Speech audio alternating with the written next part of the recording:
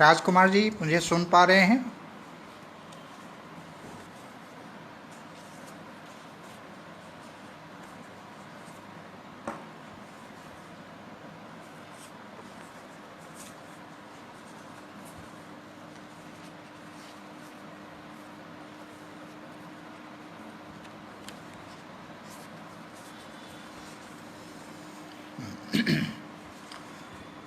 संस्कृत शौर्य समूह से जुड़े समस्त प्रतिभागियों का हार्दिक स्वागत है।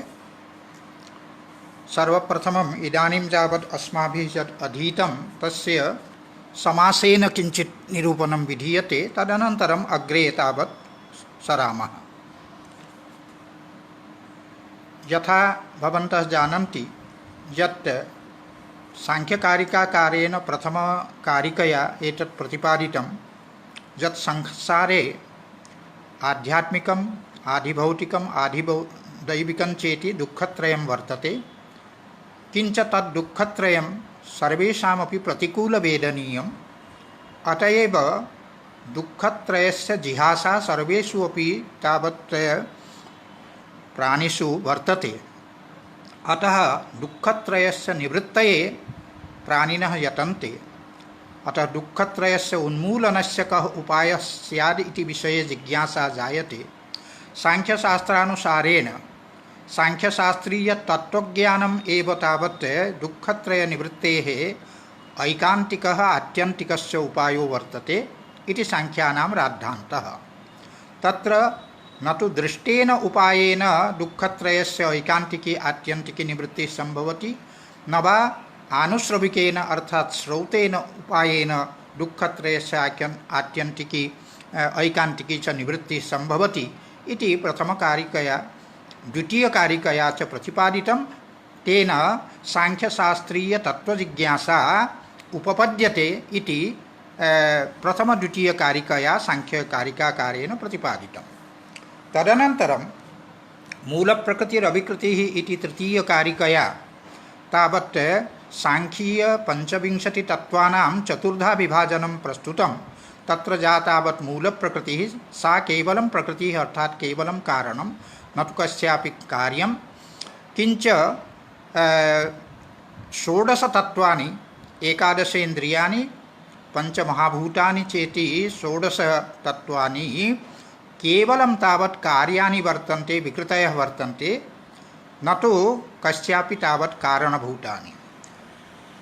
किंच सप्ततत्वानि महत् अहंकारः पंचतन्मात्राणि चेति सप्ततत्वानि अपेक्षा बुद्ध्या तावत् कारणानि अपि सन्ति, कार्याणि अपि सन्ति, प्रकृतयः अपि सन्ति, विकृतयः अपि सन्ति।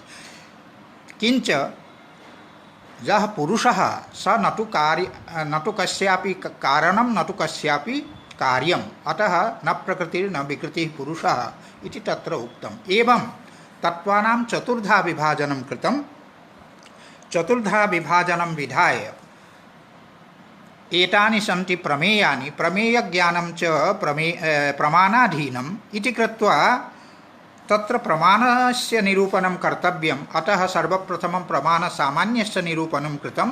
तत्र प्रमाणमिति पदं तावत् समाख्या वर्तते, अतः प्रमीयते अनेन इति या व्युत्पत्तिः निरुक्तिः निर्वचनं, तत् निर्वचनमेव प्रमाणस्य लक्षणं वर्तते इति प्रमाणसामान्यस्य लक्षणं कृतं। तदनु दृष्टम् अनुमानम् आप्तवचनं चेति प्रमाणत्रैविध्यं तावत् तत्र निरूपितं। तत्र एकैकस्य प्रमाणस्य यद् विशेषस्वरूपनिरूपणं विशेषलक्षणनिरूपणं तत् अग्रिमकारिकायां तावत् प्रतिविषयाध्यवसायो इत्यादि कारिकायां तावत् कृतं। तत्र दृष्टप्रमाणस्य लक्षणं कृतं प्रतिविषयाध्यवसायः। प्रतिविषयपदस्य अर्थसन्निकृष्टम् इन्द्रियं, तदाश्रितं यत् तावत् तदाश्रितः ज बुद्धिव्यापारः अर्थात् बुद्धेः वृत्तिः, सा बुद्धिवृत्तिरेव तावत् प्रत्यक्षं प्रमाणं भवति इति उक्तं। किंच लिङ्गलिङ्गिपूर्वकं तावत् अनुमानं भवति इति उक्तं। तत्र लिंगम तावत् व्याप्यं भवति, लिंगी व्यापकं भवति, अतः व्याप्य व्यापक भाव ज्ञानपूर्वकम् अनुमानं भवति, अर्थात् व्याप्ति ज्ञानपूर्वकम् अनुमानं भवति इति अनुमानलक्षणं कृतं। किन्तु तस्मिन् लक्षणे दोषः समायाति, यतोहि केवलं व्याप्तिज्ञानेन अनुमानं न भवति, तत्र पक्षधर्मता ज्ञानमपि अपेक्षते। अतः पक्षधर्मता ज्ञानरूपः अर्थः यथा स्यात् तदर्थं तावत् लिङ्गिपदस्य आवृत्तिः कृता। लिङ्गि च इति लिङ्गिनी, लिङ्गं च लिङ्गिनी च इति लिङ्गलिङ्गिनी, तत्पूर्वकं लिङ्गलिङ्गिपूर्वकम् इति अनुमानस्य तावत् लक्षणं कृतं। तत्र प्रथमं यत् लिङ्गपदं तस्य अर्थः व्याप्यं, लिङ्गिपदस्य अर्थः व्यापकः, एतावता व्याप्य व्यापक भावरूपः अर्थः समायातः। तदनु द्वितीयं यत् लिङ्गिपदं तस्य अर्थः लिङ्गम् अस्य अस्ति, अर्थात् लिङ्गम् अर्थात् हेतुः धूमः अस्य अर्थात् अस्य पक्षस्य पर्वतस्य अस्ति इति पक्षधर्मता ज्ञानमपि अर्थः अत्र समायाति।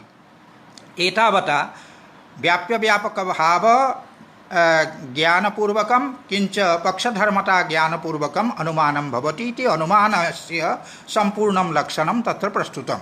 तत्र अनुमानस्य त्रैविध्यमपि प्रथमतया तावत् प्रतिपादितं। तत्र तावत् पूर्ववत् शेषवत् सामान्यतो दृष्टं चेति त्रिविधम् अनुमानं भवति। ततः पूर्वं तावत् वीतम् अवीतं चेति भेदद्वयं तत्र प्रतिपादितं। तत्र बीटानुमानं तत् भवति यत् अन्वयव्याप्तिप्रधानम् अनुमानं भवति, अन्वयमुखेन प्रवर्तमानम् अनुमानं, तद् अनुमानं तावत् बीटम् अनुमानम् इति उच्यते। किञ्च यद् व्यतिरेकमुखेन अर्थात् यत्र व्यतिरेकव्याप्तेः प्राधान्यं भवति तद् अनुमानं तावत् अबीटम् अनुमानं भवति। अबीटमेव शेषवद् अनुमानमिति उच्यते।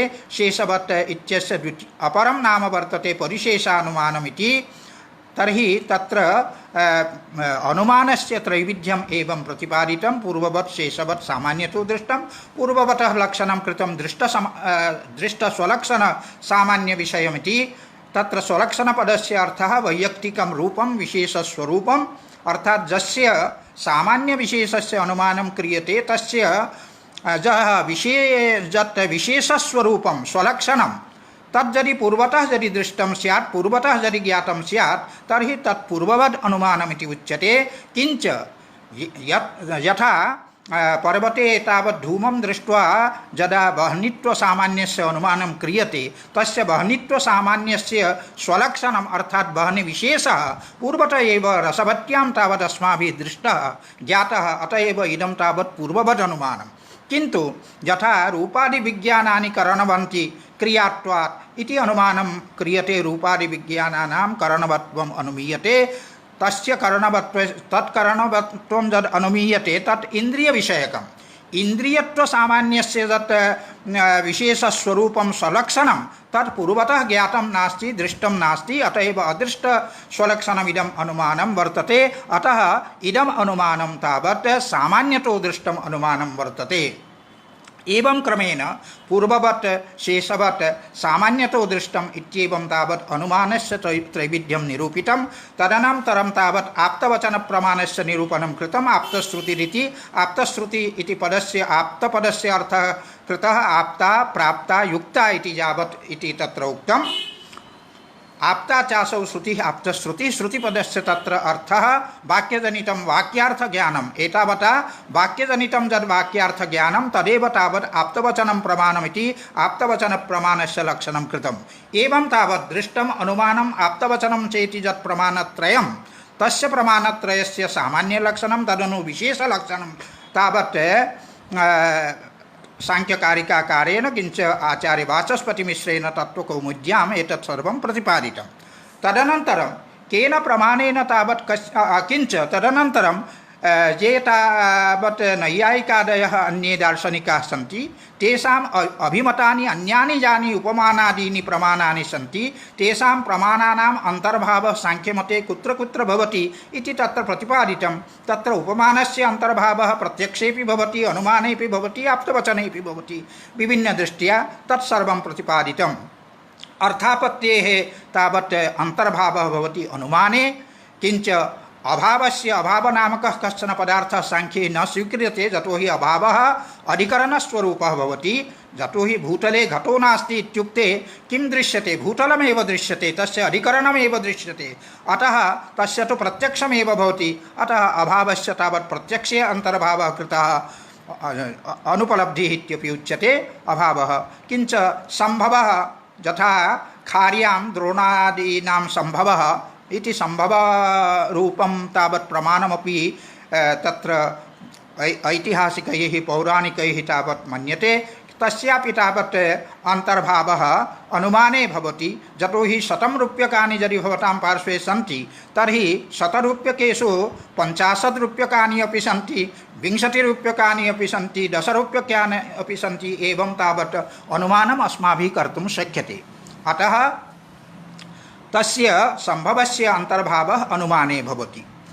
किञ्च एतद् अनन्तरम् ऐतिह्यप्रमाणं यत् पौराणिकैः स्वीक्रियते। इतिह ऊचु वृद्धाः, वृद्धाः एवम् ऊचुः। किमूचुः?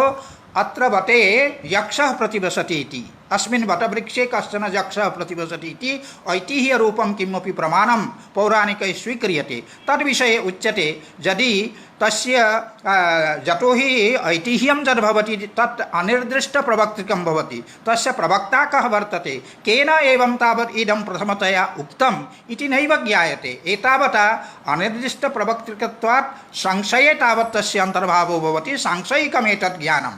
किञ्च यदि तस्य प्रवक्ता कः वर्तते इति यदि निश्चयः स्यात् तदा तु तावत् आप्तवचनत्वात् इदम् आप्तवचनप्रमाणमेव भवति। अतः आप्तवचने तस्य अन्तर्भावः भवति। एवं प्रकारेण उपमानादीनाम् अन्यदार्शनिकाभिमतानां प्रमाणानां तेषु प्रमाणेषु तावत् अन्तर्भावः तावत् दर्शितः सांख्यैः।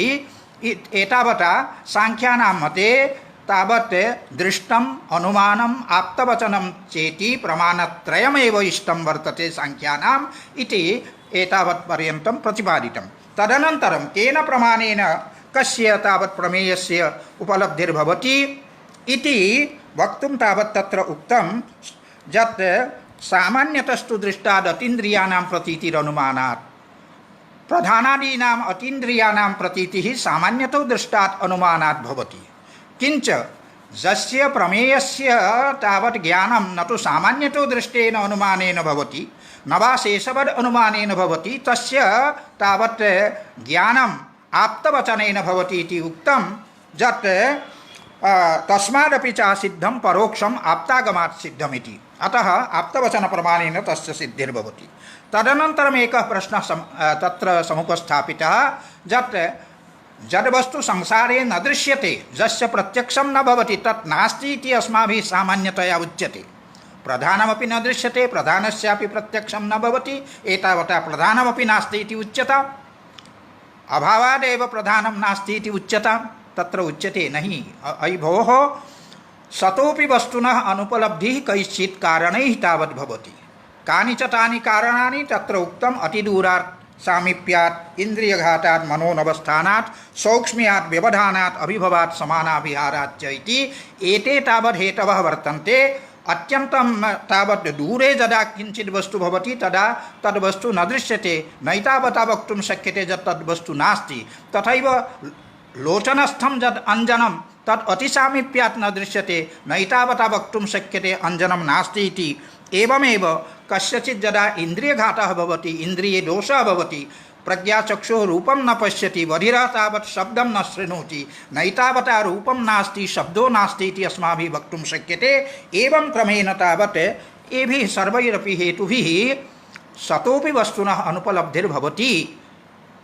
इदानीं प्रश्नः समुदेति यत् प्रधानस्य अनुपलब्धिः केन हेतुना भवति। तत्र उक्तं सौक्ष्म्यात् तद् अनुपलब्धिर्नाभावादिति। प्रधानम् अत्यन्तं सूक्ष्मतत्त्वं वर्तते, अत्यन्तं सूक्ष्मत्वात् तावत् तस्य प्रधानस्य अनुपलब्धिर्भवति, न अभावात्। प्रधानस्य अभावः अस्ति इति कृत्वा तस्य अनुपलब्धिर्भवति इति न वक्तव्यम्। एवं क्रमेण तत्र प्रधानस्य उपलब्धिः तर्हि कथं भवति? तत्र उक्तं महदादितच्च कार्यं प्रकृतिस्वरूपं विरूपं च कार्यतस्तदुपलब्धेः। कार्यं दृष्ट्वा तावत् तस्य प्रधानस्य उपलब्धिर्भवति। कार्यं च किं वर्तते? महदादितच्च कार्यं। तस्य प्रकृतेः कार्यं महदादि वर्तते महदारभ्य पञ्चमहाभूतपर्यन्तम् एतत् व्यक्तं यद् वर्तते तद् व्यक्तम् अव्यक्तस्यैव परिणामरूपं वर्तते एतत् कार्यं वर्तते तर्हि एतत् कार्यं दृष्ट्वा तस्य कारणस्य अनुमानं क्रियते यत् कार्यलिङ्गकम् अनुमानं यत्र कार्यमेव लिङ्गं भवति हेतुः भवति तत् कार्यलिङ्गकम् अनुमानं तर्हि कार्यलिङ्गकेन अनुमानेन तस्य प्रधानस्य अनुमानं भवति प्रधानस्य ज्ञानं भवति इति तत्र उक्तं तर्हि तत्र बीजं किं वर्तते कार्यं दृष्ट्वा कारणस्य अनुमाने बीजं किं वर्तते बीजं वर्तते कार्यकारणयोः सम्बन्धः कार्यकारणयोः कश्चन घनिष्ठः सम्बन्धो भवति तेन कारणेन तावत् कार्यं दृष्ट्वा कारणस्य अनुमानं कर्तुं शक्यते तत्र तद्विषये तत्र विदुषां तावत् मतभेदो वर्तते तत्र ये तावत् बौद्धाः सन्ति ते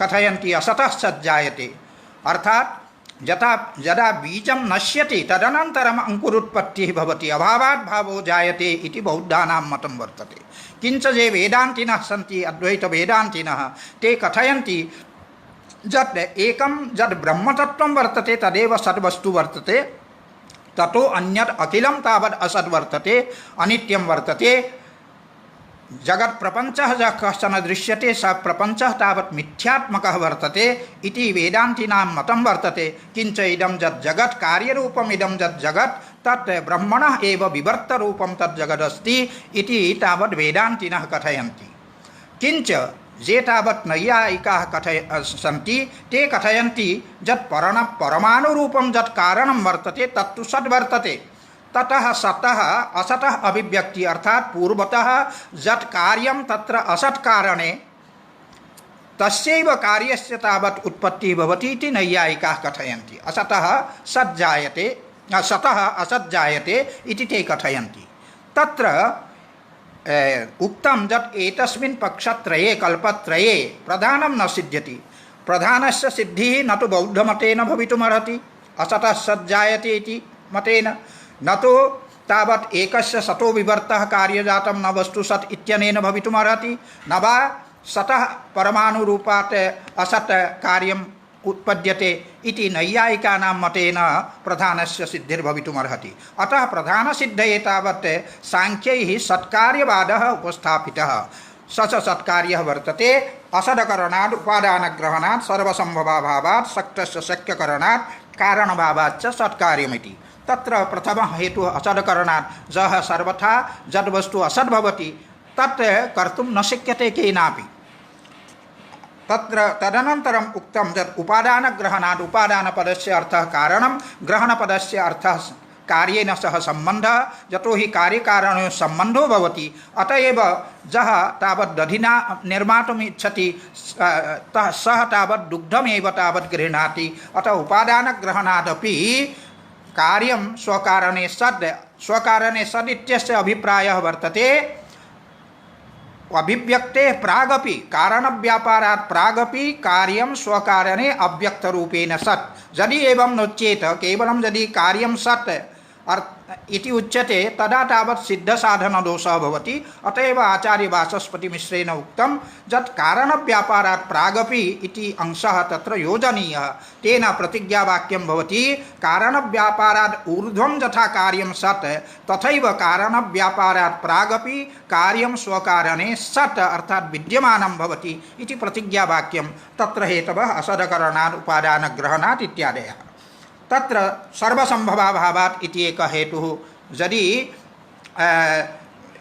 एक सर्वस्मात् सर्वेषां तावत् कार्याणाम् अभिव्यक्तिः स्यात् इति उच्येत तथा तु न भवति यतो हि कस्माच्चिदेव कारणात् कस्यचित् वस्तुनः तावत् अभिव्यक्तिः उत्पत्तिर्वा भवति न तु सर्वस्मात् कारणात् सर्वेषां कार्याणाम् उत्पत्तिः भवति अतः उच्यते सर्वसम्भवाभावात् किञ्च शक्तस्य शक्यकरणात् यत् कारणं यस्य कार्यस्य अभिव्यक्तये उत्पत्तये वा शक्तं भवति यस्मिन् कारणे तस्य उत्पत्तेः सामर्थ्यं भवति तत् कारणं तदेव शक्यं तावत् उत्पादयति इति शक्तस्य शक्यकरणात् इति हेतुनापि कार्यं पूर्वतः एव स्वकारणे सद् इति सिद्ध्यति किञ्च तत्र कारणभावाच्च अर्थात् कार्यकारणयोः अभेदः सम्बन्धो वर्तते, कार्यकारणयोः तादात्म्य सम्बन्धो भवति।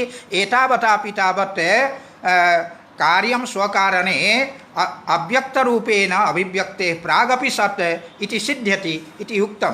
तत्र अन्ते कार्यकारणयोः अभेदे ये तावत् हेतवः सन्ति, यानि तावत् तत्र कारणानि सन्ति, तानि सर्वाणि अपि तत्र उक्तानि न पटस्तन्तुभ्यो भिद्यते तन्तुधर्मत्वात् इति आरभ्य तावत् तत्र हेतवः अपि तत्र प्रदर्शिताः वर्तन्ते। तदनन्तरं सम्प्रति एकः नवीनः प्रश्नः तत्र अन्ते इदम् उक्तं यत् तन्तवः एव तावत् आविर्भूतपटभावाः भवन्ति, अर्थात् तन्तवः एव पटरूपेण आविर्भवन्ति इति तत्र उक्तं। तन्तु नाम एव पटरूपेण आविर्भावः भवति इति तत्र उक्तं। सम्प्रति एकः नवीनः प्रश्नः उद्भाव्यते नैयायिकैः। अब यहाँ से हम, चूँकि यहीं से हमको आगे पढ़ना है, यहाँ से हम अब हिंदी भाषा में बताएंगे। स्यादेतत् आविर्भावः पटस्य कारणव्यापारात् प्राक् सन असन वा। ये जो आपने कहा कि तंतु ही जो हैं पट के रूप में आविर्भूत होते हैं, पट के रूप में तंतु का ही ये आविर्भाव है, ये जो आपने कहा, यह जो आविर्भाव है, यह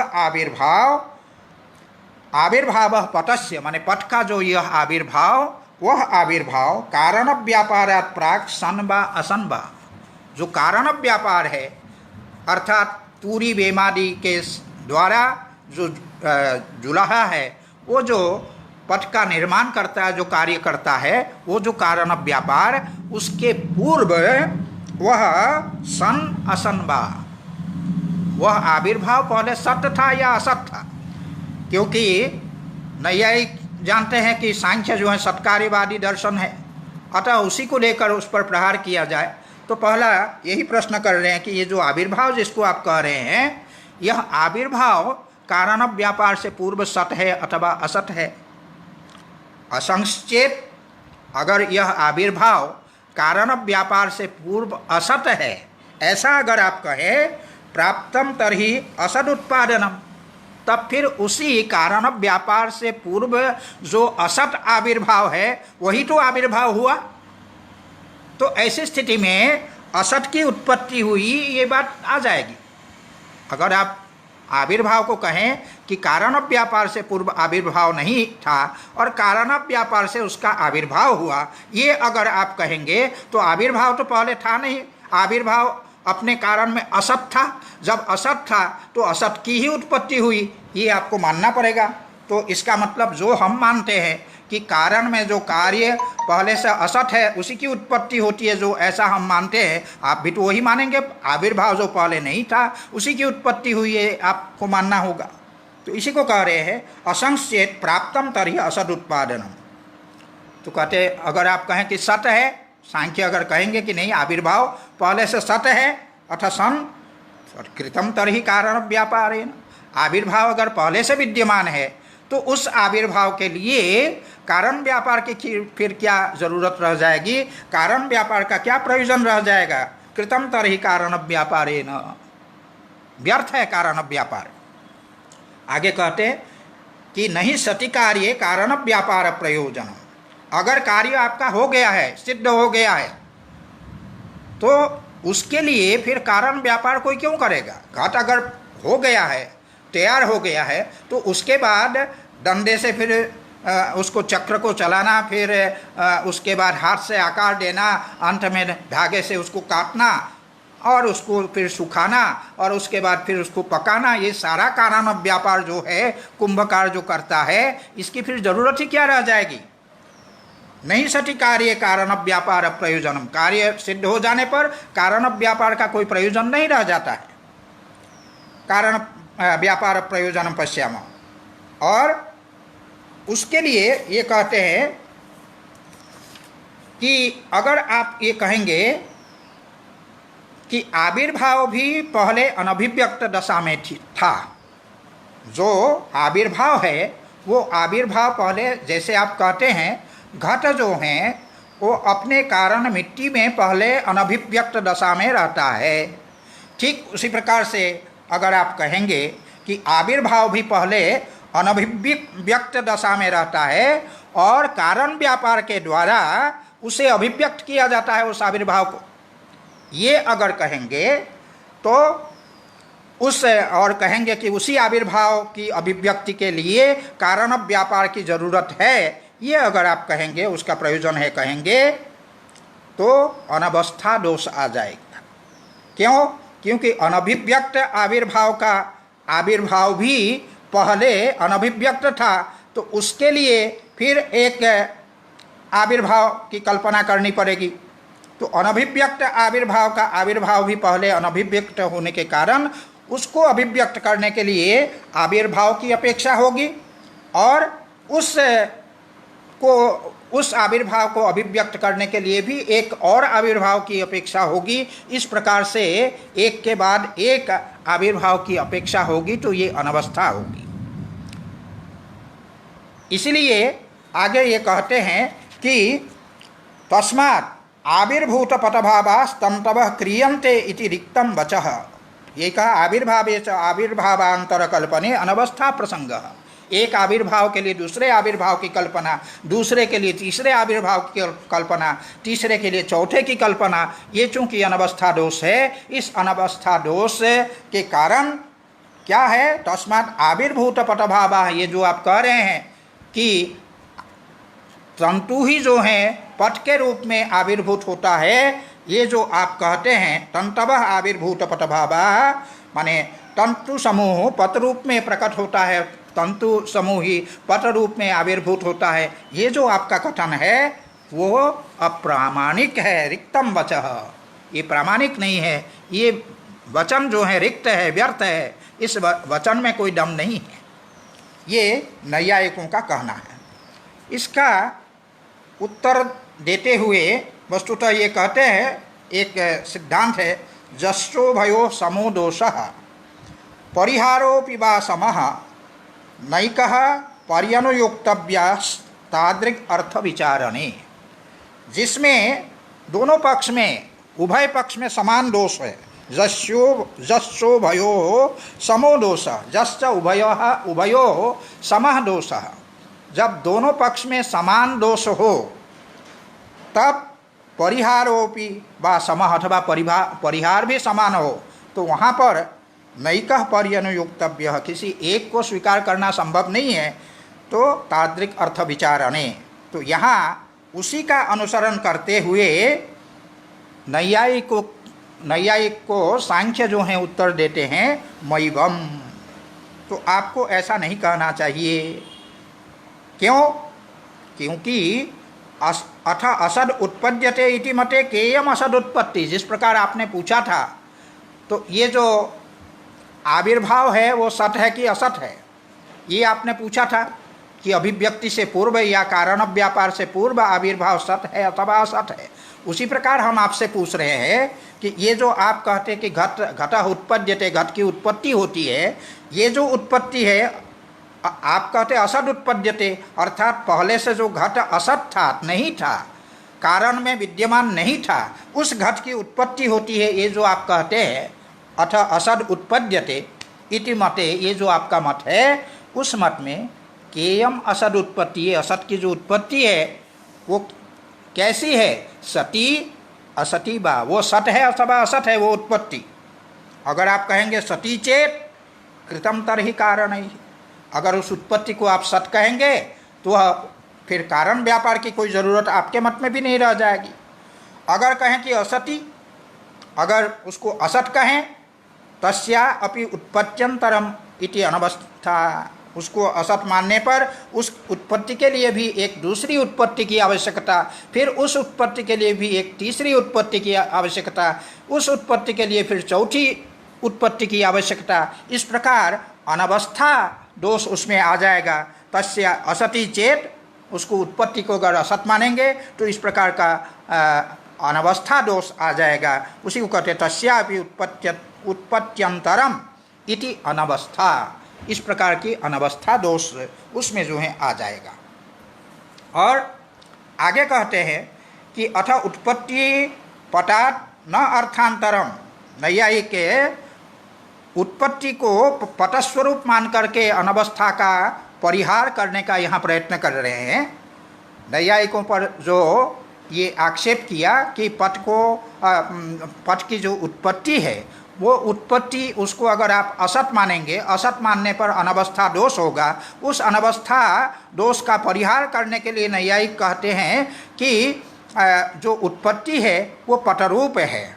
वही कह रहे हैं, उत्पत्ति ही पटात न अर्थांतरम, जो उत्पत्ति है वो पट से अर्थांतर नहीं है, माने पट से भिन्न अर्थ, भिन्न वस्तु नहीं है, अपितु वो क्या है, पटात्मिका है। अपितु पट एव असौ, वह उत्पत्ति पट ही है।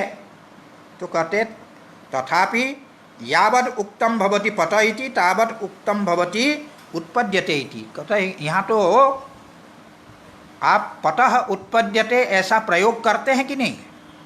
ऐसा प्रयोग तो करते हैं।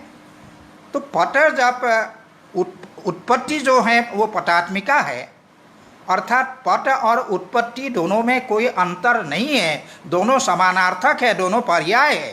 तो फिर पटः उत्पद्यते का मतलब पटः पटः, उत्पत्ति उत्पत्ति, ये उत्पद्यते उत्पद्यते ये होगा, ये तो पुनरुक्ति होगी, क्योंकि पट का अर्थ भी उत्पद्यते है, उत्पद्यते का अर्थ भी पटः है। तो दोनों समानार्थक होने के कारण पटः उत्पद्यते की जगह आप कहेंगे पटः पटः या उत्पद्यते उत्पद्यते, ये आप कहेंगे, उसी को कह रहे हैं। अपितु पट एव असौ, ऐसा अगर आप कहें उत्पत्ति को, तथापि यावद उक्तम भवति पट इति, जब तक आप पटः ऐसा कहते हैं उसका अर्थ ही हो गया उत्पद्यते, तावद उक्तम भवति उत्पद्यते इति। ततश्च पट इत्युक्ते, जब आप पटः ऐसा कह देते हैं, उत्पद्यते इति न वाच्यम, उसके बाद फिर उत्पद्यते ऐसा आपको नहीं कहना चाहिए, क्योंकि उसमें पुनरुक्ति होगी, पौनरुक्त्या। और इसी प्रकार विनश्यति इत्यपि न वाच्यम, पटः विनश्यति ये भी आपको नहीं कहना चाहिए, क्योंकि अभी अभी आपने माना कि पटः का अर्थ है उत्पद्यते, उत्पत्ति पटात्मिका है, माने पट और उत्पत्ति में कोई अंतर नहीं है। ऐसी स्थिति में पटः विनश्यति, पट का विनाश हो रहा है, ये आपको नहीं बोलना चाहिए। क्यों? ये जब आप बोलेंगे तो पट का अर्थ हुआ उत्पत्ति और विनश्यति का अर्थ हुआ विनाश, एक साथ एक वस्तु का समान काल में उत्पत्ति और विनाश दोनों कैसे संभव है? तो इसीलिए पटः विनश्यति ये प्रयोग भी आपको नहीं करना चाहिए, ये भी आप नहीं कर पाएंगे। विनश्यपि इत्यपि न वाच्यम, नहीं कहना चाहिए, क्योंकि उत्पत्ति विनाशयोर युगपद एकत्र विरोधात्, एक वस्तु में एक समय में समान काल में एक वस्तु में उत्पत्ति और विनाश दोनों संभव नहीं है। इस प्रकार से इसका वो किया, तस्माद् इयं पटोत्पत्ति स्वकारण समवायो वा स्वसत्ता समवायो वा। इसलिए जो नैयायिक है उनको मानना होगा कि पटोत्पत्ति नामक जो पदार्थ है वो पट से पृथक है। पट और उत्पत्ति को आप एक नहीं मान सकते हैं, उसको उत्पत्ति को पटात्मिका आप नहीं कर सकते हैं। तो पटोत्पत्ति नामक जो पदार्थ है उसको पट से पृथक है, ऐसा आपको मानना होगा। उसी को कह रहे हैं तस्माद् इयं पटोत्पत्ति, यह जो पट की उत्पत्ति है उसको कहना होगा स्वकारण समवायात्मक, जो अपने कारण में समवाय संबंध से रहती हो उसको कहेंगे उत्पत्ति को समवायात्मक। स्वकारण, स्व अर्थात जो पट है उस पट का जो कारण रूप तंतु आदि है उसमें जो समवाय संबंध से तदात्मक अर्थात तद्रूप है वो पटोत्पत्ति है, ऐसा आपको मानना होगा। अथवा स्वसत्ता समवायो वा, अथवा स्वसत्ता समवाय का तात्पर्य है, स्व का मतलब है पटात्मक जो कार्य है उसमें जो सत्ता अर्थात जो जाति है उसका समवाय माने तदात्मिका पटोत्पत्ति, ऐसा कहना चाहिए। अतः समवायात्मिका उत्पत्ति भी नित्य होगी, इसलिए उत्पत्ति की उत्पत्ति होना संभव नहीं है। इसी बात को बताने के लिए ये कहते हैं, प्रश्न पूछते हैं कि पटुत्पत्ति ही स्वकारण समवायो वा स्वसत्ता समवायो वा उभयथापि नोत्पद्यते, दोनों ही स्थिति में ये उपपत्ति नहीं होगी। अथच तदर्थानि कार्याणि व्यापार्यन्ते, और उसके लिए कारण व्यापार जो हैं वो होते हैं। एवं सत एव पटादेर आविर्भावाय कारणापेक्षा इति उपपन्नम, इसलिए जो पहले से अपने कारण में सत है, विद्यमान है, ऐसा जो घटपट आदि पदार्थ है, कार्य है, उसी के आविर्भाव के लिए सत एव पटादेर आविर्भावाय, सत जो पट आदि है, तंतु में पहले से सत जो पट आदि है, उसी के आविर्भाव के लिए कारणापेक्षा अर्थात तूरी वेमादि के द्वारा जो व्यापार किया जाता है वो व्यापार की अपेक्षा है। इति उपपन्नम न च पटरूपेण कारणेन पटरूपेण कारणानां संबंधः तद्रूपस्य अक्रियात्वात्। यहाँ पर पुनः ये कह रहे हैं कि और न पट के रूप के साथ कारणों का संबंध ही उत्पत्ति है, क्योंकि पट का जो रूप है वो तो गुण है, वो क्रिया नहीं है। कारण का संबंध क्रिया के साथ है, कारण जो है उसका संबंध क्रिया के साथ है, वो गुण के साथ नहीं है। अगर आप कहेंगे कि पटरूपेण, पट का जो रूप है, पट का रूप जो है वो गुण है, उस गुण के साथ कारणों का संबंध है, ये अगर आप कहने जाएंगे, ये कहना भी उचित नहीं है। क्यों? तद रूपस्य अक्रियत्वात्, पट का जो रूप है वो क्रिया नहीं है, वो गुण है, अक्रियत्वात्। और कारण क्या होता है? तो कहते क्रिया संबंधित्वाच्च कारणानाम, कारणानाम क्रिया संबंधित्वात्, कारण जो है क्रिया संबंधी होता है, क्रिया के साथ उसका संबंध होता है, गुण के साथ संबंध नहीं है। अन्यथा कारणत्वाभावात्, अगर क्रिया के साथ हम उसका संबंध नहीं मानेंगे तो कारण कारण ही नहीं होगा। इस कारण से ये कहा तस्मात् सत्कार्यम इति पुष्कलम, इसलिए कार्यम कारण व्यापारात् प्रागपि स्वकारणे अव्यक्त रूपेण सद, ये जो कहा गया है ये कहना सर्वथा उचित ही है। इस प्रकार से इन सारी चर्चाओं के द्वारा, सारे विचारों के द्वारा सांख्य ने कारण व्यापार से पूर्व अर्थात कार्य की अभिव्यक्ति के पूर्व कार्य अपने कारण में अव्यक्त रूप से विद्यमान रहता है, सत रहता है, इसका निरूपण किया। कारण व्यापार के अनंतर ऊर्ध्व में कार्य तो विद्यमान रहता ही है, लेकिन कारण व्यापार के पूर्व भी कार्य अपने कारण में अव्यक्त रूप से विद्यमान रहता है। तिल में तेल कोल्हू में डालने के पहले से उसमें विद्यमान रहता है, इसीलिए तिल से तेल की अभिव्यक्ति होती है। गाय के स्तन में दोहने के पहले से वो जो है दूध विद्यमान रहता है और उसी की अभिव्यक्ति होती है। इस प्रकार से जो पहले से विद्यमान वस्तु है उसी की अभिव्यक्ति मात्र होती है। इस प्रकार सांख्य का ये जो सत्कार्यवाद है, ये सत्कार्यवाद सिद्धांत इस प्रकार यहाँ उपस्थापित होता है। अब इसके बाद आगे कहते हैं कि नई कारिका प्रारंभ होती है। तदेवं प्रधान साधनानुगुणम सत्कार्यम उपपाद्य यादृशम तत्प्रधानम साधनीयम तादृशम आदर्शयितुम विवेक ज्ञानोपयोगिनी व्यक्ता व्यक्त सारूप्य वैरूप्ये तावद आह। यहाँ पर कहते हैं कि प्रधान साधनानुगुणम सत्कार्यम उपपाद्य, प्रधान की सिद्धि करने के लिए जो अपेक्षित है उसके अनुकूल जो सत्कार्य है, माने कार्य पहले से अपने कारण में विद्यमान, ये संबंध है, क्योंकि कार्य और कारण में तादात्म्य संबंध है। कारण भावाच्च सत्कार्यम जो कहा था वही निष्कर्ष है कि कार्य कारणात्मक है, दोनों के बीच में संबंध है। इसी से हम कार्य को देख करके कारण का अनुमान कर सकते हैं। तो इस प्रकार ये जो सत्कार्यवाद है वो प्रधान को सिद्ध करने के अनुकूल सिद्धांत है। इसीलिए प्रधान साधनानुगुणम सत्कार्यम उपपाद्य, ऐसे सत्कार्य की उपपत्ति करते हुए, सत्कार्य को सिद्ध करते हुए, यादृशम तत्प्रधानम साधनीयम, जिस प्रकार के प्रधान की सिद्धि हमको करनी है, तादृशम आदर्शयितुम, उसी प्रधान को उसी रूप में दिखाने के लिए विवेक ज्ञानोपयोगिनी, जो विवेक ज्ञान के लिए उपयोगी है। क्या? व्यक्ताव्यक्त सारूप्य वैरूप्य। व्यक्त और अव्यक्त, अव्यक्त है प्रकृति, व्यक्त है महत्तत्व से लेकर के पंच महाभूत तक ये 23 तत्व।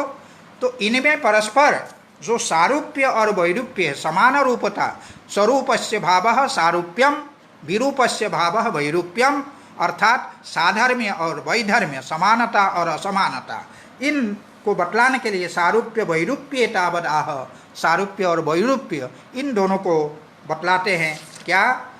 हेतुमद अनित्यम अव्यापी सक्रियम अनेकम आश्रितम लिंगम सावयवम परतंत्रम व्यक्तम विपरीतम अव्यक्तम। यहाँ ये कह रहे हैं कि जो व्यक्त है, व्यक्तम, व्यक्त में परस्पर ये साधर्म्य है। सभी जो व्यक्त है माने महत्तत्व से लेकर के पंच महाभूत तक जो ये 23 व्यक्त तत्व है, उनमें ये समान धर्म है। क्या समान धर्म है? व्यक्तम हेतुमत, व्यक्तम अनित्यम, व्यक्तम अव्यापी, व्यक्तम सक्रियम, व्यक्तम अनेकम, व्यक्तम आश्रितम, व्यक्तम लिंगम, व्यक्तम सावयवम, व्यक्तम परतंत्रम। इस प्रकार व्यक्त में ये समान धर्म है, इसको बतलाया। एक एक की व्याख्या स्वयं करेंगे, तो इसलिए हम यहाँ नहीं कर रहे हैं। व्यक्त हेतुमत है, अनित्य है, अव्यापी है, सक्रिय है, अनेक है, आश्रित है, लिंग है और सावयव है और परतंत्र है। और जो अव्यक्त है वो कैसा है? तो कहते हैं विपरीतम अव्यक्तम। अव्यक्त ठीक इसके विपरीत है। तो विपरीत है, जो हेतुमत का विपरीत होगा वो क्या है? अहेतुमत। नित्य, अनित्यम का विपरीत क्या होगा? नित्यम। और अव्यापी का विपरीत क्या होगा? व्यापी। सक्रियम का विपरीत क्या होगा? अक्रियम। और अनेकम का विपरीत क्या होगा? एकम। और आश्रितम का विपरीत होगा अनाश्रितम। लिंगम का विपरीत होगा अलिंगम। और सावयवम का विपरीत होगा निरवयवम। परतंत्रम का विपरीत होगा स्वतंत्रम। इस प्रकार से जो अव्यक्त है, व्यक्त के विपरीत है, ये इस कारिका में बतलाया गया। अब एक एक की यहाँ पर व्याख्या कर रहे हैं। हेतुमत इति व्यक्तम हेतुमत, जो व्यक्त है अर्थात महत्तत्व से लेकर के पंच महाभूत तक जो ये 23 तत्व है, इन 23 तत्वों को कहा गया है हेतुमत। हेतु अस्य अस्ति इति हेतुमत। हेतु जिसमें हो, कारण जिसमें, हेतु का अर्थ है कारण, इसलिए यहाँ पर कहा व्यक्तम हेतुमत हेतु कारणम तद्वत्, माने कारणवत्। हेतु वाला होना, उसमें किसी न किसी हेतु का होना, यही जो है हेतुमत्व है, कारणवत्व है, उसी को कहते हैं हेतु कारणम तद्वत् हेतुमत। जस्य च जो हेतु तद उपरिष्टात् वक्ष्यति। जो जिसका हेतु है उसको आगे चल करके बताएंगे। संक्षेप में आप समझ लीजिए कि जो महत्तत्व है उसका जो हेतु है, कारण है, वो स्वयं अव्यक्त प्रकृति है। और अहंकार का कारण जो है वो महत्तत्व है। और पंच ज्ञानेन्द्रिय, पंच कर्मेंद्रिय और मन, ये 11 इंद्रिय और शब्द स्पर्श रूप रस गंध रूप जो ये पंच तन्मात्र, इनका जो हेतु है वो है अहंकार। और उसमें भी फिर विभाजन करेंगे कि सात्विक अहंकार से जो है इंद्रियां हैं और तामस अहंकार से पंच तन्मात्र है, उसका भी निरूपण आगे करेंगे ये सब विशद रूप से। लेकिन संक्षेप में आप समझ लें कि अहंकार जो है इनका कारण है, हेतु है। और जो पंच महाभूत है उसका हेतु है पंच तन्मात्र। इस प्रकार से ये सारे जो व्यक्त है, 23 जो व्यक्त तत्व है, ये हेतुमत, इनका अपना अपना हेतु है, कारण है। इसलिए जस्य च जो हेतु तम उपरिष्टात् वक्ष्यति, आगे चल करके इसको विशद रूप में बतलाएंगे। हेतुमत के बाद कहा अनित्यम। व्यक्त जो है अनित्य है। अनित्य का मतलब है विनाशी। विनाशी का तात्पर्य सर्वथा नष्ट होना नहीं है, वो तिरोभावी इति यावत्, अर्थात व्यक्त का तिरोभाव होता है, अपने कारण में उसका तिरोभाव होता है। तिरोभाव होना ही विनाश है। विनाश का तात्पर्य सर्वथा समाप्त होना नहीं है, क्योंकि ऐसे भी नश धातु का अर्थ है नश अदर्शने। नश का अर्थ होता है अदर्शन, दिखाई न पड़ना। इसीलिए इसकी व्याख्या करते हुए तत्व कौमुदीकार कहते हैं अनित्यम माने विनाशी, आगे सजग है इसलिए कहते विनाशी का अर्थ आप सर्वथा नष्ट होना ना समझे, तिरोभावी इति यावत्, उसका तिरोभाव होता है, अपने कारण में उसका विलय होता है, यही विनाशी का तात्पर्य है, अनित्य होने का तात्पर्य है। अव्यापी, अव्यापी का क्या मतलब है? सर्वम परिणामिनम न व्याप्नोति, जितने परिणामी है उन परिणामियों को व्याप्त करके वो स्थित नहीं होता है। सर्वम परिणामिनम न व्याप्नोति, परिणाम अस्ति अस्य इति परिणामी, तो उस समस्त परिणामी को व्याप्त करके स्थित नहीं है, अव्यापी है माने अव्यापक है, अर्थात जो सर्वगत नहीं है, सभी में विद्यमान नहीं है। तो व्यक्त पदार्थ जो है अव्यापक है, इसी बात को बतलाने के लिए कहा अव्यापी। कारणेन ही कार्यम आविष्टम न कार्येन कारणम, जो कारण है उस कारण के द्वारा समस्त जो कार्य है वो व्याप्त रहता है। समस्त कार्यों में कारण जो है वो अनुस्यूत रहता है। जैसे पट है, पट रूप कार्य में तंतु जो है अनुस्यूत रहता है, उसके बिना हम उस कार्य की कल्पना भी नहीं कर सकते हैं। वो कारण जो है उसमें व्याप्त है कार्य में, लेकिन कार्य कारण में व्याप्त हो ये आवश्यक नहीं है। तो इसलिए ये कहा कि कारणेन ही कार्यम आविष्टम न कार्येन कारणम न च बुद्ध्यादयः प्रधानम वेविशति इति अव्यापकाः। जो बुद्धि आदि है वो प्रधानम वेविशति माने प्रधान को व्याप्त करके विद्यमान हो ऐसा नहीं है, प्रधान को व्याप्त करता हो बुद्धि आदि ऐसा नहीं है। लेकिन जो प्रधान है प्रकृति है वो सर्वत्र व्याप्त है, बुद्धि से लेकर के पंच महाभूत तक प्रत्येक तत्व में प्रधान जो है अनुस्यूत है, व्याप्त है। इसी को बतलाने के लिए कहा कि न च बुद्ध्यादयः प्रधानम वेविशति इति अव्यापकाः। इसीलिए बुद्धि आदि माने बुद्धि तत्व से लेकर के पंच महाभूत तक ये 23 तत्व अव्यापक है, वो प्रधान को व्याप्त नहीं करते हैं।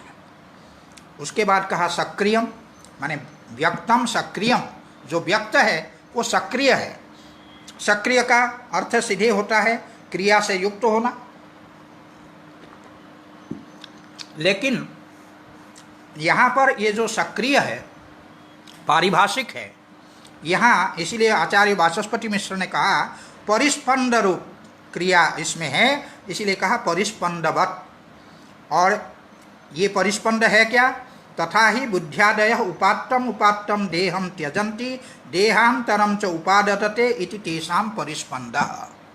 परिस्पंद को समझाने के लिए आचार्य वाचस्पति मिश्र ने कहा कि जो बुद्धि आदि जो ये तत्व है ये क्या है? उपात्तम उपात्तम देहम त्यजन्ति, एक एक देह को प्राप्त करके और उस देह का फिर वो त्याग करते हैं बुद्धि आदि।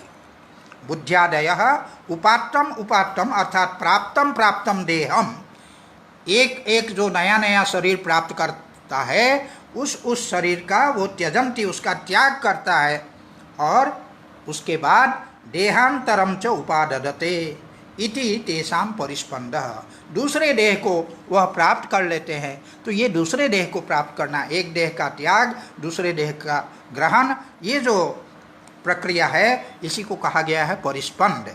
तो इसीलिए यहाँ क्रिया का अर्थ है परिस्पंद, सक्रियम का अर्थ हुआ परिस्पंदवत्। इसी को बताया कि तथा ही बुद्ध्यादयः उपात्तम उपात्तम देहम त्यजन्ति देहांतरम च उपाददते इति तेषां परिस्पंदः। ये बुद्धि आदि का ये परिस्पंद रूप क्रिया है। शरीर पृथिव्यादीनां च परिस्पंदः प्रसिद्ध एव, जो शरीर है और पृथ्वी आदि जो है इसका जो परिस्पंद है, पृथ्वी आदि जो पंच महाभूत है वो पार्थिव है, जलीय है, तेजस है, वायवीय है, जरायुज है, अंडज है, स्वेदज है, उद्भिज है, ये सब हमारे शरीर के भेद है। ये सब जो भेद है ये इसका इसमें जो परिस्पंद है वो परिस्पंद तो प्रत्यक्ष ही है, इसीलिए कहा शरीर पृथिव्यादीनाम च परिस्पंद प्रसिद्ध एव, ये प्रसिद्ध है। और अनेकम कहा, व्यक्त क्या है? अनेक है। प्रतिपुरुषम बुद्ध्यादीनाम भेदा, तो कहते प्रत्येक पुरुष के लिए बुद्धि आदि भिन्न भिन्न है। प्रत्येक पुरुष में बुद्धि आदि जो ये तत्व है, ये तत्व भिन्न भिन्न है। तो भिन्न भिन्न होने के कारण बुद्धि आदि के भेद होने से ये अनेक है। पृथिव्याद्यपि शरीर घटादि भेदेन अनेकम एव, जो पृथ्वी आदि है वो भी शरीर भेद से और घटपट आदि भेद से ये भी जो है अनेक है, ये भी बात सिद्ध होती है। इसीलिए कहा अनेकम का तात्पर्य प्रतिपुरुषम बुद्ध्यादि नाम भेदात, और पृथिव्याद्यपि शरीर घटादि भेदेन अनेकमेव। उसके बाद कहते हैं आश्रितम, व्यक्त जो है आश्रित है। आश्रित होने का मतलब है कि अपने कारण में आश्रित है। हर कार्य जो है अपने कारण में आश्रित होता है, इसलिए कहा स्वकारणम आश्रितम। बुद्ध्यादि कार्यानाम अभेदेपि, जो बुद्धि आदि कार्य वो कारण के साथ अभिन्न है, लेकिन अभिन्न होते हुए भी कथनचित भेद विवक्षया, कारण और कार्य में कथनचित भेद की विवक्षा के द्वारा यहाँ पर आश्रयाश्रयी भाव, अर्थात कारण जो है वो आश्रय है और उसमें कार्य जो है आश्रयी है। इस कारण से कहा आश्रितम, स्वकारणम आश्रितम। बुद्ध्यादि जो कार्य है वो अपने कारणभूत जो प्रकृति है उसमें आश्रित है, इसीलिए कहा यद्यपि उससे अभिन्न है, अभिन्न होते हुए भी भेद विवक्षया यहाँ पर आश्रयाश्रयी भाव बतलाया गया है। कार्य जो है वो आश्रित है उसमें अपने कारण रूप आश्रय में, इसीलिए इनमें आश्रयाश्रयी भाव। और इस आश्रयाश्रयी भाव का जो औचित्य है, इस प्रकार के अभेद में भी जो आश्रयाश्रयी भाव है उसके औचित्य का निरूपण करते हुए आचार्य वाचस्पति मिश्र कहते हैं यथा यह वने तिलका इति उक्तम। कल भी यह प्रसंग आया था। जैसे तिलक नाम का जो वृक्ष है उसके लिए कहते वने तिलका, वन में तिलक वृक्ष है। तो वन और तिलक वृक्ष, वृक्ष और वन में कोई अंतर नहीं है, वृक्षों का समुदाय ही जो है वो वन है, लेकिन हम व्यवहार करते वने तिलका। वन में तिलक वृक्ष है, आम के बगीचे में आम का पेड़ है, तो आम के बगीचा और आम का वृक्ष दोनों तो एक ही है। आम के वृक्ष समुदाय ही जो है आम का बगीचा है, लेकिन हम कहते हैं कि आम के बगीचे में आम का पेड़, तो बगीचे में आम का पेड़ जैसे हम कहते हैं, उन दोनों में भेद न होते हुए भी हम इस प्रकार के भेद विवक्षया इस प्रकार का प्रयोग करते हैं। बने तिलका इस प्रकार का प्रयोग करते हैं। ठीक उसी प्रकार से कारण और कार्य में अभेद होने पर भी आश्रयाश्रयी भाव, कारण में कार्य जो है आश्रित है, स्वकारणाश्रितम कार्यम, ये इस प्रकार का व्यवहार हम करते हैं भेद विवक्षया, इसी को कहा आश्रितम। और व्यक्तम लिंगम, जो व्यक्त है वो लिंग है। लिंग का तात्पर्य है प्रधानस्य लिंगम, लिंगम का तात्पर्य है अनुमापकम। जैसे धूम जो है वो वहनित्व सामान्य का अनुमापक है। धूम को देख करके, धुएं को देख करके पर्वत में हम वहनित्व सामान्य का जैसे अनुमान करते हैं, उसमें धूम जो है वो क्या है? लिंग है, अर्थात हेतु है, अनुमापक है। ठीक उसी प्रकार से ये जो व्यक्त है वो प्रधानस्य लिंगम, प्रधान का लिंग है, प्रधान का अनुमापक है। इसके पहले भी हम लोग ये पढ़ चुके कि महदादि तच्च कार्यम प्रकृति स्वरूपम विरूपम च, महद आदि जो हैं उस प्रकृति के जो हैं कार्य है, और उस कार्य को देख करके कार्यलिंगक अनुमान से हम प्रकृति का अनुमान करते हैं। इसीलिए ये जो व्यक्त जो कार्य है, ये कार्य प्रधान का अनुमापक होने के कारण उसको कहा गया है लिंगम। यथा च एते बुद्ध्यादय प्रधानस्य लिंगम, ये बुद्धि आदि जो 23 तत्व है, ये जिस प्रकार से प्रधान का अर्थात प्रकृति का लिंग है, अर्थात हेतु है, प्रकृति को सिद्ध करने में हेतु है, प्रकृति का अनुमापक है, ये तथा उपरिष्टात् वक्ष्यति, इसका निरूपण हम बाद में विस्तार से करेंगे। प्रधानम तो न प्रधानस्य लिंगम, जो प्रधान है वो स्वयं प्रधान का लिंग नहीं है, और पुरुषस्य लिंगम भवद अपि इति भावः, वो पुरुष का लिंग है, पुरुष का अनुमापक तो है प्रधान प्रकृति, लेकिन आगे क्योंकि कहेंगे संघात परार्थत्वा, तो इस दृष्टि से जो प्रधान है प्रकृति है वो पुरुष का अनुमापक है, इसीलिए कहा पुरुषस्य लिंगम भवद अपि प्रधानस्य न लिंगम इति भावः। प्रधान का लिंग नहीं है, इसी को कहते प्रधानम तो न प्रधानस्य लिंगम पुरुषस्य लिंगम भवदपि इति भावः। और आगे कहते सावयवम, अवयवावयवी संयोग संयोगी। ये कह रहे हैं कि ये सावयव है, व्यक्त जो है वो सावयव है, अवयव के साथ होना इसी को हम कहेंगे सावयव होना।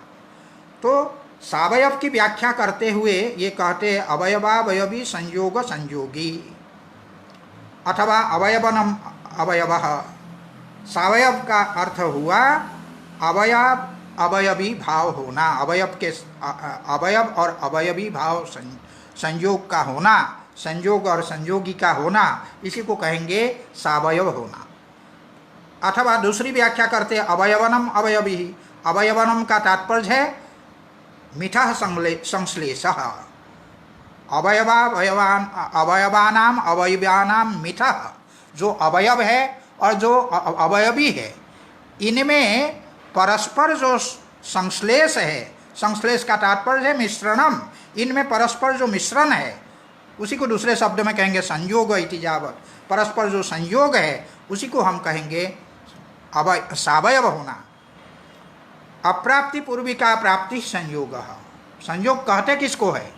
अप्राप्ति पूर्वक, जो वस्तु पहले से अप्राप्त है तत्पूर्वक उसकी प्राप्ति होना, इसी का नाम है संयोग। दो हाथों को आप देखिए, एक हाथ दूसरे से संयुक्त नहीं है, और जो पहले से संयुक्त नहीं है जो अप्राप्ति है, तो अप्राप्ति पूर्वक दोनों हाथ का जैसे हम एक साथ दोनों को मिला देते हैं उसको कहेंगे संयोग, एक हाथ के साथ दूसरे हाथ का संयोग। उसी को यहाँ पर वो स्पष्ट करते हुए कहते हैं कि अप्राप्ति पूर्विका प्राप्ति ही संयोगः तेन सह वर्तते। इस प्रकार के संयोग के साथ विद्यमान है कौन? व्यक्त। इस कारण से व्यक्त को सावयव कहा गया है।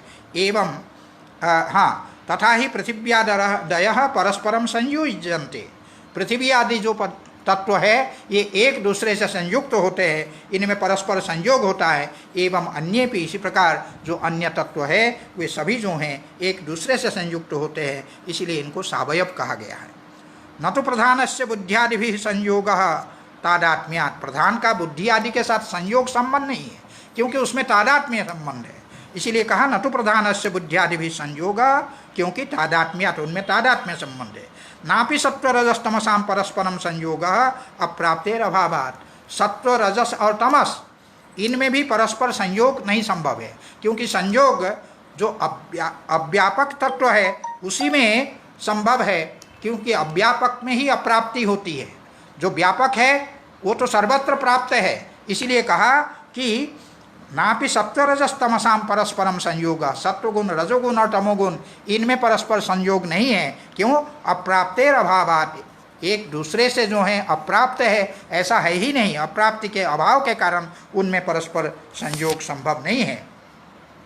और परतंत्र कहा, जो बुद्धि आदि जो व्यक्त है वो परतंत्र है। क्यों? बुद्धिया स्वकार्ये अहंकारे जनयितव्ये प्रकृत्या पूरः अपेक्षते। बुद्धि को जब अपना कार्य अहंकार है उसको अभिव्यक्त करना होता है तब फिर प्रकृति की सहायता की जरूरत, आपूर्व का तात्पर्य वही सहायता, प्रकृति की सहायता की अपेक्षा रहती है। अन्यथा क्षीणा सती, अगर प्रकृति की सहायता प्राप्त न हो ऐसी स्थिति में वो क्षीणा सती, वह बुद्धि क्षीण होती हुई नालम अहंकारम जनयितुमिति स्थिति, वो अहंकार को उत्पन्न नहीं कर सकेंगे। इस प्रकार से एवं अहंकारादिभिरपि स्वकार्य जनने, इसी प्रकार अहंकार को जब अपने कार्य एकादश इंद्रिय पंच तन्मात्र उनकी अभिव्यक्ति जब करनी होती है, उनकी उत्पत्ति जब करनी होती है तब उसको, हाँ, तो सभी को अपने अपने कार्य की अभिव्यक्ति के लिए प्रकृति का आपूर अर्थात प्रकृति की सहायता की अपेक्षा होती। इति सर्वं स्वकार्येषु प्रकृत्या पूर्वम अपेक्षते तेन पराम प्रकृतिम अपेक्षमाणम कारणम अपि स्वकार्य जनने परतंत्रम व्यक्तम। इसीलिए जो परा प्रकृति है उस प्रकृति की अपेक्षा करते हुए प्रत्येक जो कारण है वो स्वकार्य जनने अपने अपने कार्य को अभिव्यक्त करने में, यहाँ जनन का तात्पर्य सदैव आप सांख्य की दृष्टि से अभिव्यक्त करने में यही अर्थ करें तो ज़्यादा अच्छा रहेगा। कारणम अपि स्वकार्य जनने परतंत्रम, अपने कार्य को उत्पन्न करने में वो स्वतंत्र ना होकर के परतंत्र है, इसलिए उनको परतंत्र कहा गया। और विपरीतम अव्यक्तम, अव्यक्त जो है व्यक्त के विपरीत है, उसी को कहा व्यक्तात्, इतना समझना चाहिए, माने व्यक्तात् विपरीतम अव्यक्तम। अहेतुमन नित्यम, अहेतुमन नित्यम, माने जहाँ व्यक्त जो है हेतुमत है और जो अव्यक्त है वो कैसा होगा, अहेतुमत होगा। जहाँ वो अनित्य है वहाँ नित्यम, अहेतुमत नित्यम। जहाँ वो अव्यापी है यहाँ व्यापी, जहाँ सक्रिय है यहाँ निष्क्रियम। फिर यद्यपि अव्यक्तम अव्यक्तस्य अस्ति परिणाम लक्षणा क्रिया तथापि परिस्पंदो नास्ति। तो ये कह रहे हैं कि अव्यक्त का क्या है, अव्यक्त में ये बता रहे हैं कि यद्यपि अव्यक्तस्य अस्ति परिणाम लक्षणा क्रिया, अव्यक्त में परिणाम स्वरूप जो क्रिया है वो क्रिया तो होती रहती है, क्योंकि अव्यक्त अवस्था में भी, अर्थात जिस समय गुणों में वैषम्य नहीं होता है, सृष्टि नहीं होती है, प्रलय की अवस्था में जो गुण है सत्व रजस और तमोगुण ये समान अवस्था में रहते हैं, सत्व रजस तमसाम साम्यावस्था प्रकृति, उस प्रकृति की अवस्था में भी परिणाम होता है, उसको स्वरूप परिणाम कहते हैं। और जब सृष्टि होती है तो उस समय होने वाला जो परिणाम है उसको विरूप परिणाम कहते हैं। इसीलिए प्रकृति में यद्यपि वो परिणाम रूप जो क्रिया है वो तो विद्यमान है, इसी को कहते हैं यद्यपि अव्यक्तस्य अस्ति परिणाम लक्षणा क्रिया तथापि परिस्पंदो नास्ति। इसके पहले जो परिस्पंद बताया, एक एक देह को छोड़ करके दूसरे देह तक जाना, ये प्रकृति नहीं करती है, तो इसीलिए कहा उसमें ये परिस्पंद क्रिया नहीं है, इसलिए उसको कहा निष्क्रियम। एकम, और वह जो अव्यक्त है वो एक है, अनाश्रित है, किसी उसका कारण चूंकि कोई नहीं है, वो सबका मूल कारण है, इसीलिए किसी कारण में आश्रित होने का कोई प्रश्न ही नहीं उठता है, इसीलिए अनाश्रित है, वो अलिंग है और अनवयव है, अवयव रहित है और स्वतंत्रम, वो स्वतंत्र है। इस प्रकार से स्वतंत्रम अव्यक्तम, एकम अनाश्रितम अलिंगम अनवयवम स्वतंत्रम अव्यक्तम। इस प्रकार से व्यक्त के विपरीत किस प्रकार अव्यक्त है इसका प्रतिपादन इस कारिका के द्वारा किया गया। धन्यवाद।